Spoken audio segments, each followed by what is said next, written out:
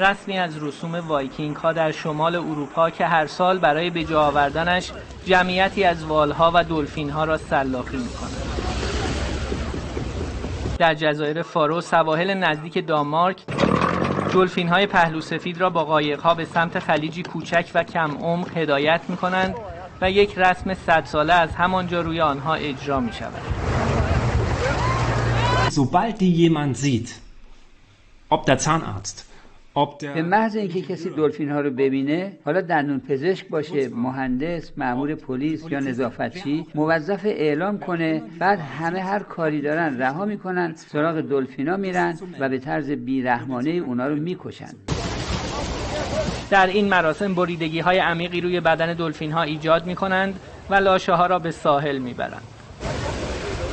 Das ist nicht die Art, die wir wollen und es fällt schwer, dass این روش قابل دفاعی نیست و عده زیادی از ساکنان جزایر فارو به دنبال جلوگیری از این کارند. هر سال عده‌ای برای مخالفت با کشتن دلفین ها به جزایر فارو میروند که معمولاً با مخالفت پلیس کاری از پیش نمیبرند.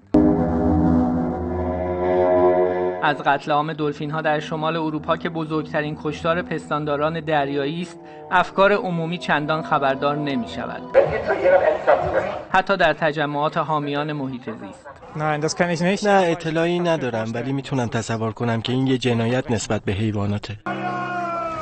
ساکنان جزایر فارو امسال در مراسمشان رکوردی بی سابقه ثبت کردند با شکار 1428 دلفین.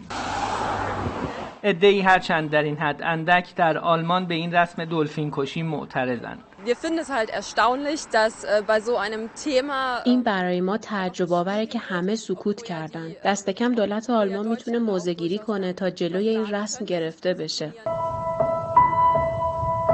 بر اساس یک تخمین آماری در 3 دهه اخیر 6 میلیون وال و دلفین در شمال اروپا به این شکل شکار شده‌اند. ساکنان جزایر فارو در شمال اروپا شکار والها و دلفین‌ها رو جزئی از هویت فرهنگی و برای تغذیه خودشون ضروری می‌دونن.